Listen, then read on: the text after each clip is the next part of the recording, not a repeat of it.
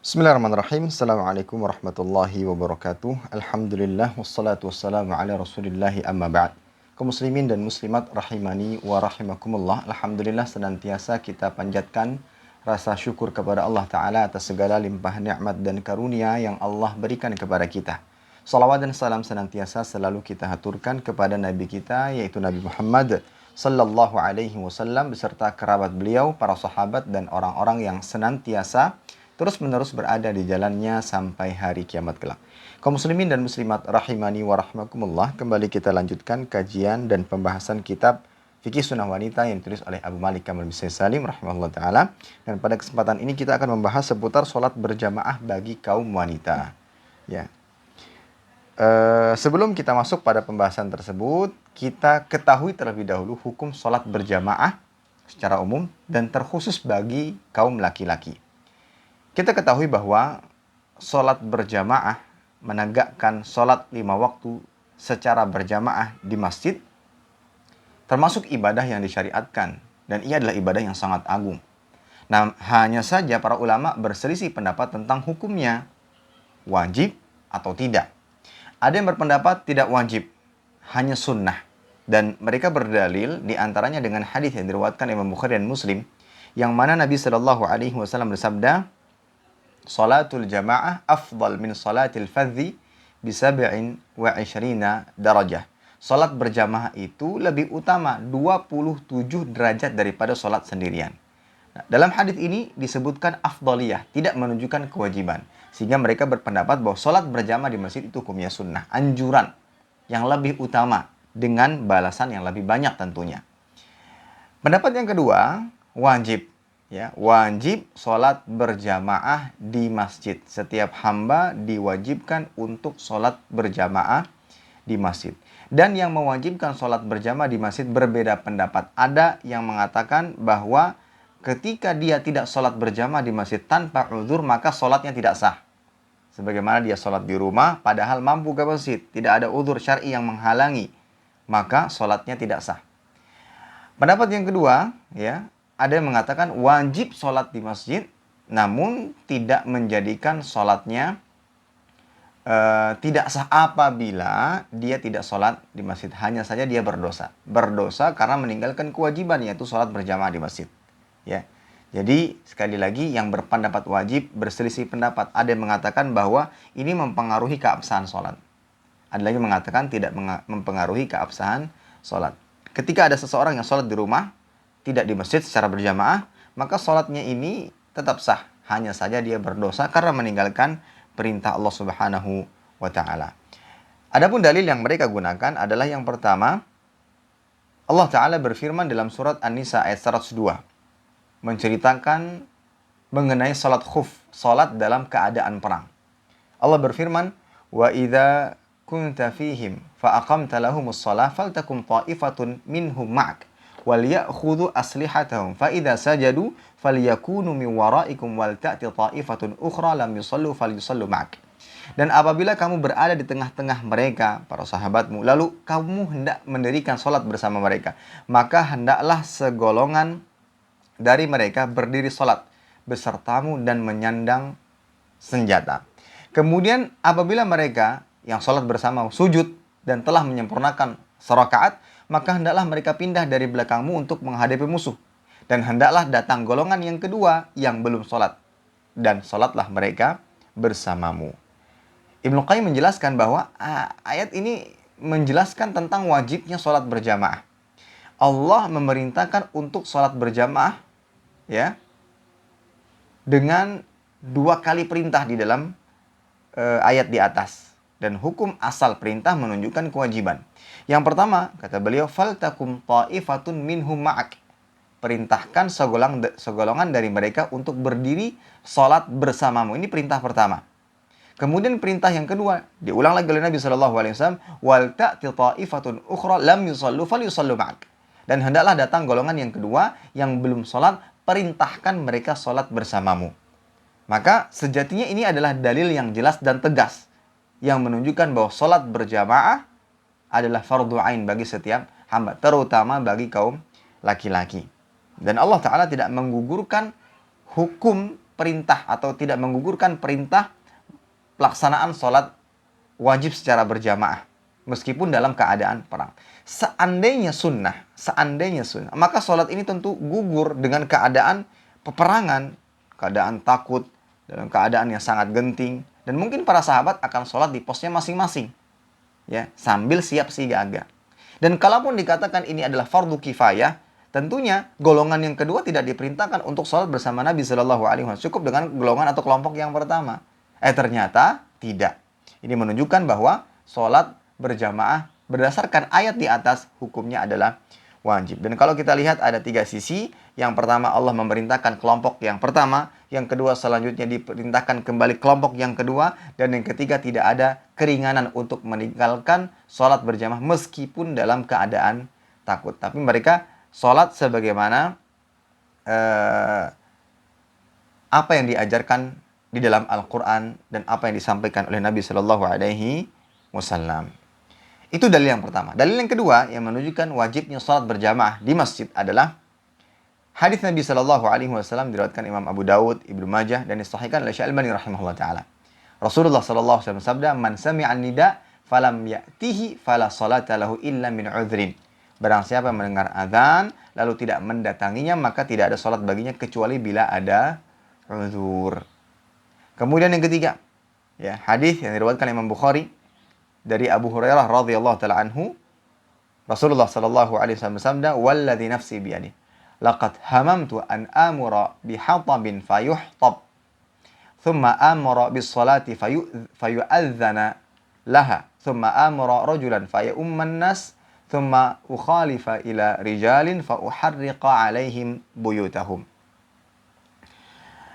Demi zat yang jiwaku berada di tangannya, sungguh aku ingin memerintahkan untuk mengumpulkan kayu bakar lalu terkumpul, kemudian memerintahkan untuk sholat dan dikumandangkan adzan.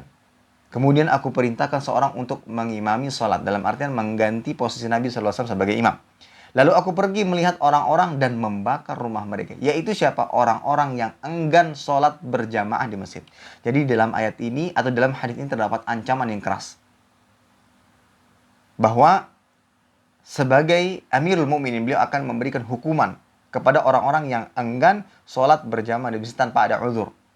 Dan ini menunjukkan betapa tegasnya perintah untuk melaksanakan sholat berjamaah di masjid. Karena ada ancaman.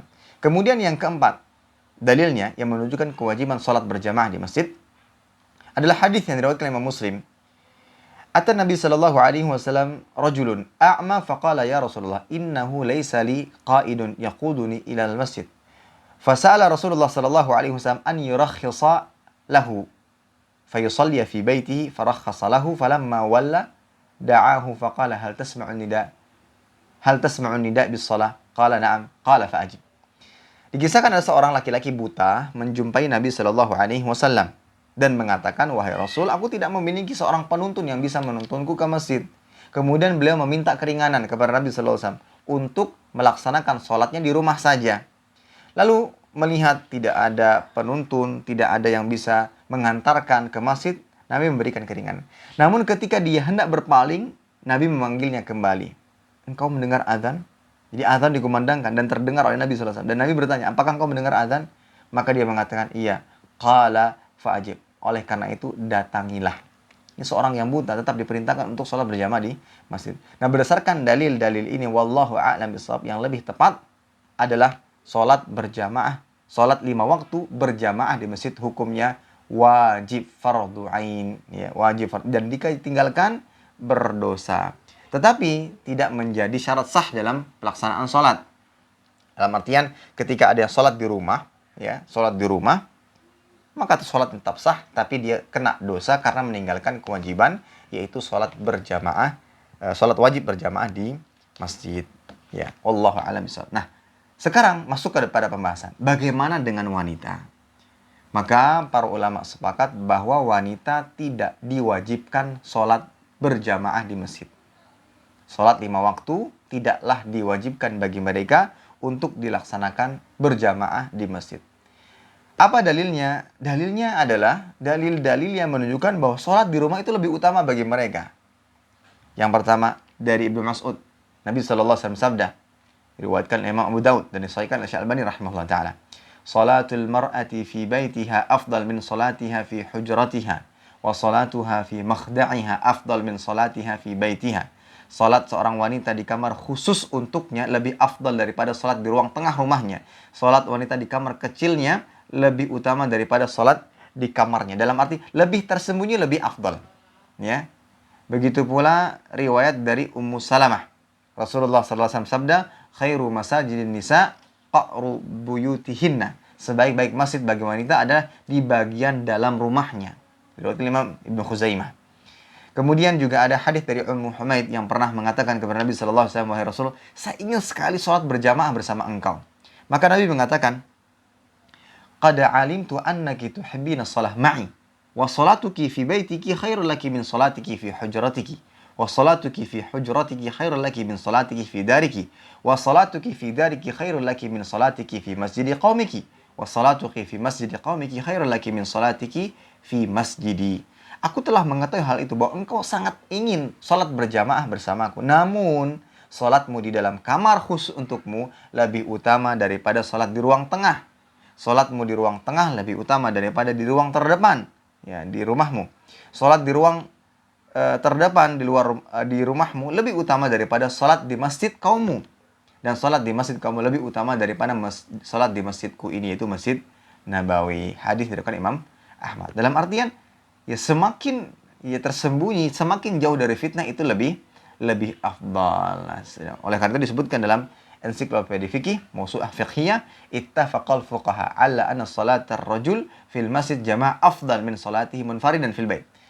Para fuqaha bersepakat untuk salat laki-laki secara berjamaah lebih afdal daripada salat sendirian. Dan berdasarkan dalil tadi wajib, ya wajib. Bahkan dia bisa terkena dosa.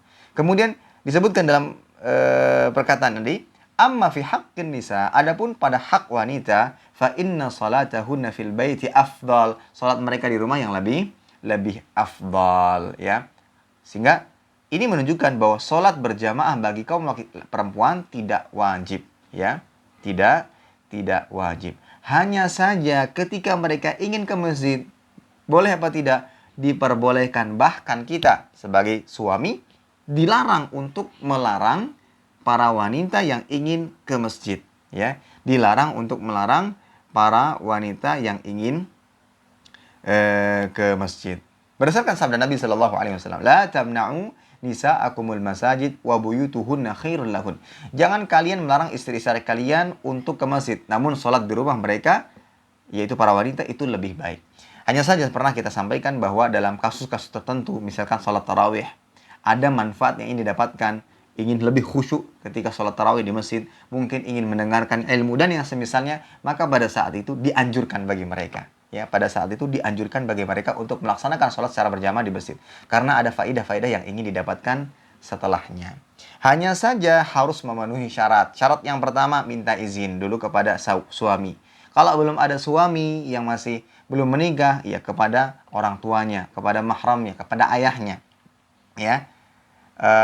Dan hal ini berdasarkan sabda Nabi sallallahu alaihi wasallam dari Imam Muslim, "Idza ista'dzanakum nisa'ukum ilal masjid fa'dzanu lahun." Jika istri kalian meminta izin kepada kalian untuk ke masjid, maka izinkanlah mereka. Ya, izin jangan dilarang, ya, jangan dilarang. La tamna'u nisa'akumul masajid idza ista'dzanakum ilaiha. Dan dari Imam Muslim, ya, jangan kalian menghalangi istri-istri kalian untuk ke masjid jika mereka meminta izin kepada kalian. Artinya tidak dilarang, kita dilarang. Ya, jadi syarat pertama adalah izin. Dan kita dilarang untuk melarang mereka ketika sudah minta izin. Yang kedua, tidak boleh menggunakan wewangian, harum-haruman, parfum, dan yang semisalnya. Karena ini bisa menimbulkan fitnah. Hal ini berdasarkan sabda Nabi SAW dari Imam Muslim, ayyuma imra'atin asabat bakhuran fala tashhad ma'al isya al-akhirah. Wanita mana saja yang memakai harum-haruman, maka jangan menghadiri sholat isya bersama kami. Dalam artian, sholat di rumah saja, jangan ke masjid. Karena bisa mengundang fitnah. Ya. Begitu pula dari hadis yang lain, Rasulullah SAW mengatakan kepada para wanita, "Idza syahidat ihdakunnal masjid, fala tamassa thiban." Jika salah seorang di antara kalian ingin mendatangi masjid, maka janganlah memakai harum-haruman, wewangian. Jadi yang kedua, tidak boleh memakai wangian. Kemudian yang ketiga, jangan sampai terjadi ikhtilat. Jangan sampai terjadi ikhtilat itu apa? Campur baur yang terlarang antara laki-laki dan perempuan. Dan sebagai DKM, pengurus masjid, dia berusaha untuk menghindari semaksimal mungkin terjadinya ikhtilat, ya, menghindari semaksimal mungkin.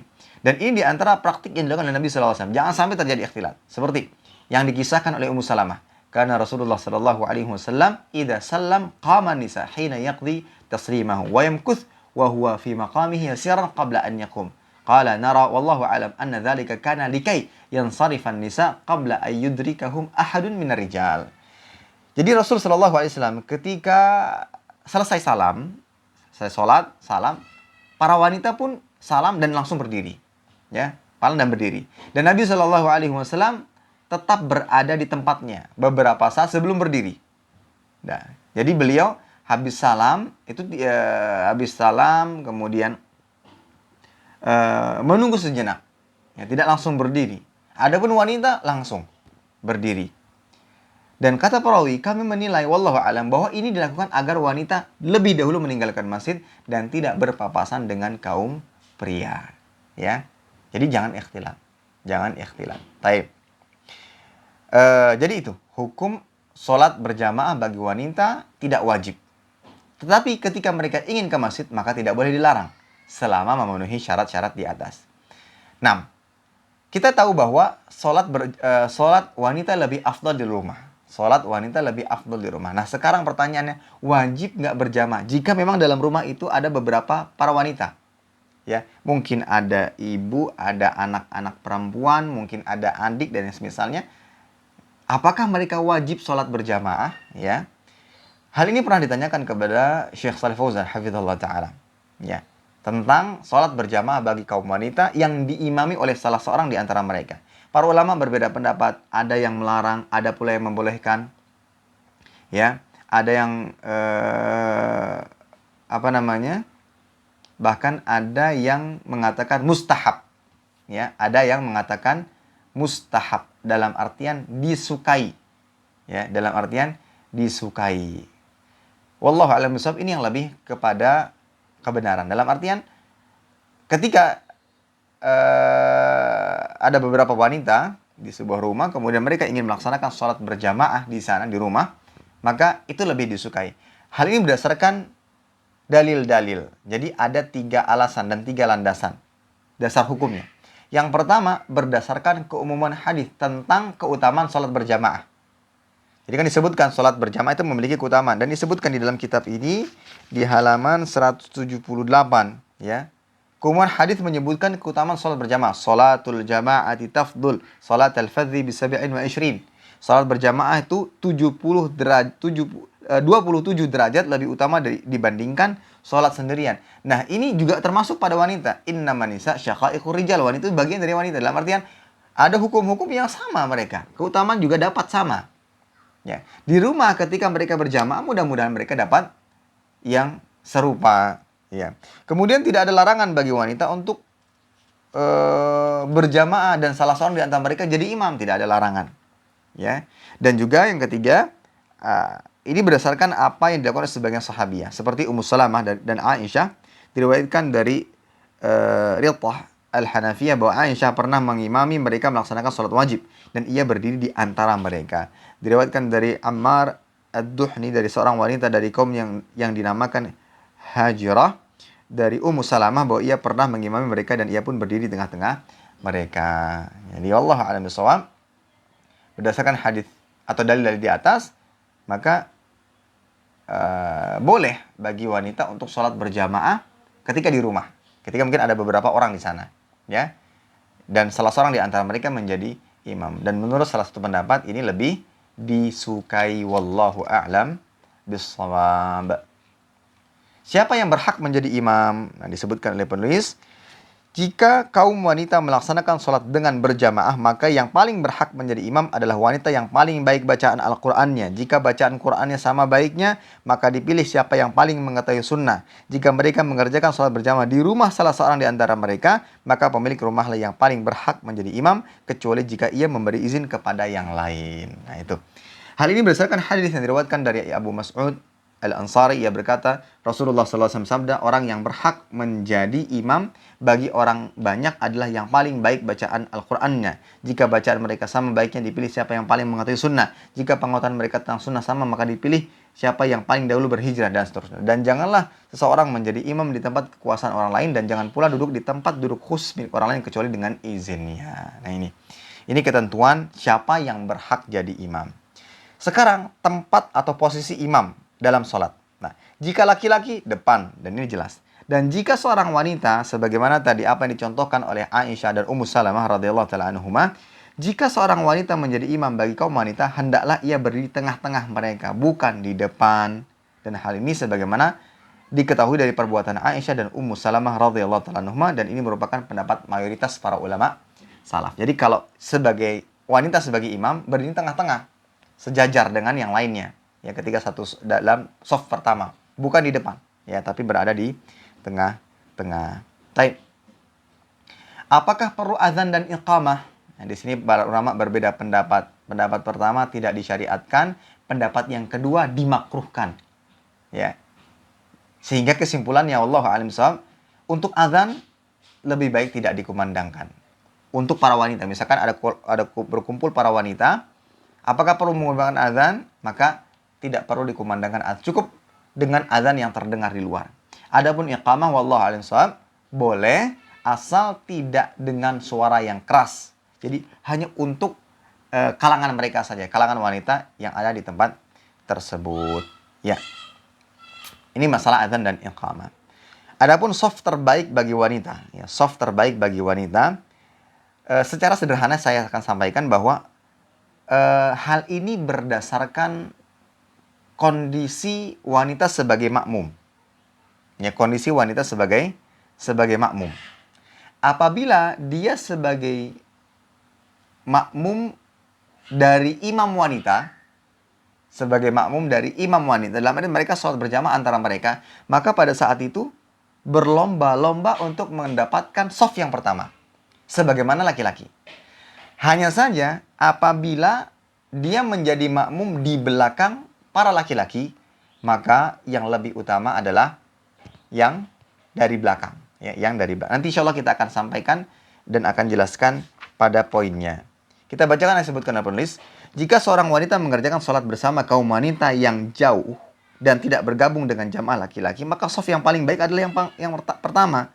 Kemudian soft setelahnya. Hal ini berdasarkan sabda Nabi SAW, Innallaha wa malaikatahu yusholluna ala sufufil wal. Sungguhnya Allah dan para malaikat mendoakan soft yang pertama, termasuk di antara wanita. Tapi dengan catatan tadi, ketika mereka sholat bersama kalangan-kalangan wanita saja.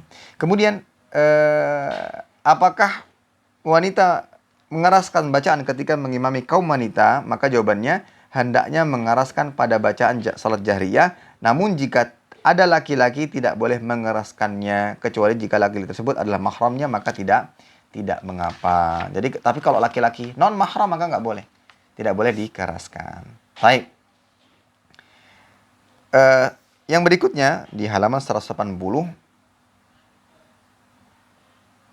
sebagaimana kita sampaikan tadi, keadaan wanita dalam pelaksanaan sholat berjamaah itu ada dua macam.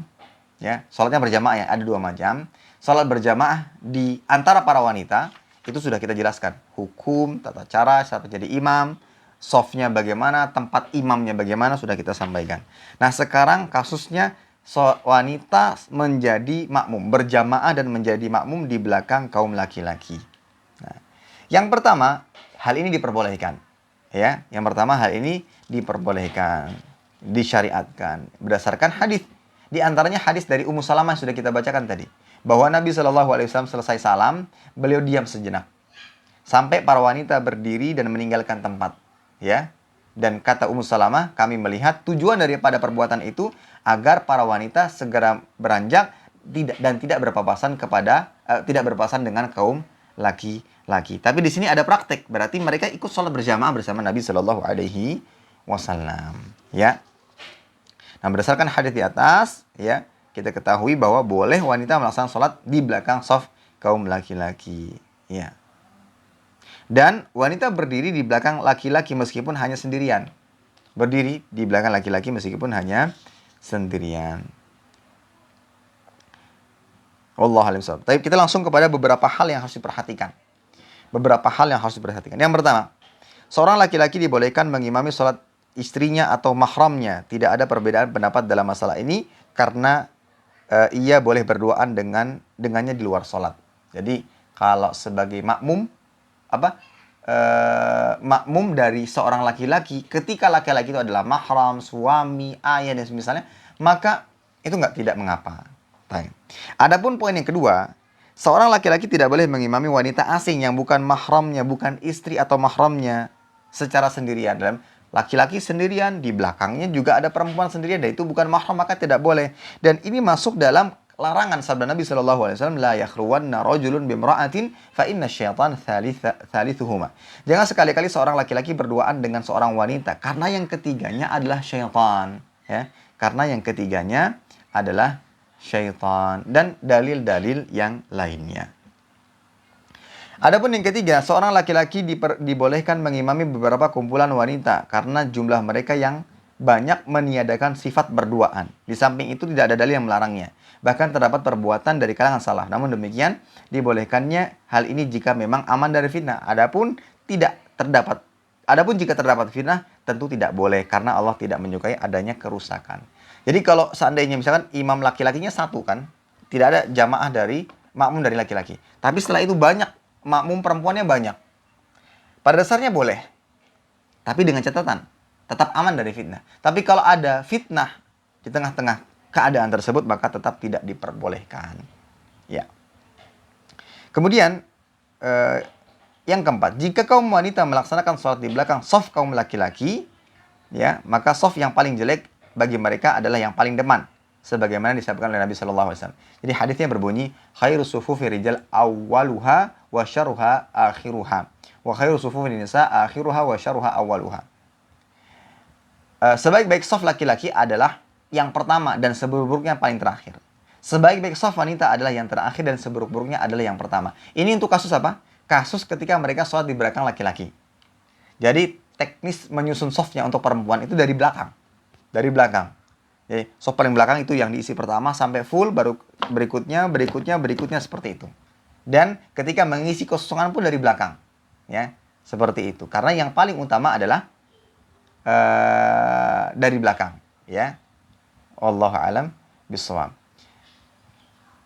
Adapun ketika antara mereka saja wanita seluruhnya dan jadi imam pun mereka, maka masuk dalam keumuman anjuran untuk mengisi shaf pertama. Jadi mereka berlomba-lomba untuk mengisi shaf pertama. Ini kasusnya apabila dia sholat di belakang laki-laki. Mereka berjamaah makmum sebagai makmum di belakang laki-laki, maka yang paling afdal adalah yang paling belakang. Tujuannya apa? Agar aman dari fitnah, agar tidak terjadi fitnah. Wallahu a'lam bishawab. Ada pertanyaan diajukan kepada Syekh Abdullah bin Jibrin.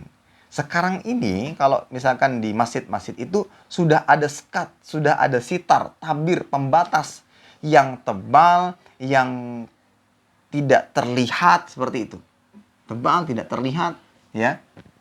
Tidak transparan. Nah, apakah tetap berlaku yang seperti ini? Maka wallahu a'lam bishawab, menurut pendapat beliau, maka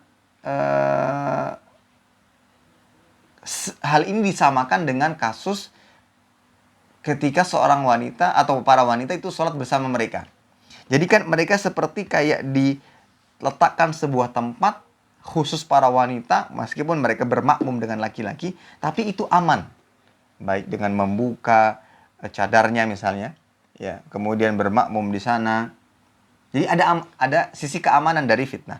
Maka pada saat itu wallahu a'lam bishawab, menurut beliau, maka tetap lebih mengejar shaf pertama. Ya. Ya, shaf pertama. Ya. Karena shaf terdepan ini lebih dekat daripada ke arah kiblat. Karena catatannya apa? Aman dari fitnah. Tapi kalau masih ada fitnah dan segala macamnya, maka kembali kepada shaf paling terbelakang. Itulah yang paling utama. Wallahu a'lam bishawab. Itu pendapat yang beliau sampaikan. Ya, itu pendapat yang beliau sampaikan. Baik. Yang keenam, jika seorang wanita hendak mengingatkan sesuatu, padahal ia sholat di belakang kaum laki-laki, hendaklah dia menggunakan tepuk tangan dan tidak boleh mengucapkan tasbih sebagaimana dilakukan sebagaimana telah dikemukakan. Jadi ini berkaitan ketika wanita menjadi makmum di belakang laki-laki dan ada yang salah dan tidak diingatkan oleh kaum laki-laki. Maka yang cara mengingatkannya dengan tepuk tangan, ya. Jadi tapi jangan kita terburu-buru. Ada yang salah kemudian tepuk tangan, itu ada yang bertanggung jawab yang lebih utama untuk mengingatkan, yaitu yang berada di belakang imam. Tapi kalau seandainya anggap saya tidak ada mengingatkan, maka para wanita bisa mengingatkan dengan cara menepuk tangan, ya, dengan cara menepuk tangan. Wallahu a'lam bissawab. Nah, itulah beberapa pembahasan yang bisa disampaikan berkaitan dengan sholat berjamaah. Intinya untuk laki-laki wajib, untuk perempuan tidak wajib. Tapi ketika mereka ingin sholat berjamaah di masjid, maka tidak boleh dilarang selama memenuhi 3 syarat. Izin, tidak boleh pakai wangi-wangi, dan tidak ada ikhtilat. Nah, kasusnya yang berikutnya adalah ketika mereka di rumah dan ingin sholat berjamaah. Apa hukumnya? Wallahu a'lam bishawab, disukai. Dan yang menjadi imam adalah yang layak untuk menjadi imam dengan bacaan Quran yang baik. Jika sama, maka yang paling mengenal sunnah dan yang semisalnya dan seterusnya. Ya.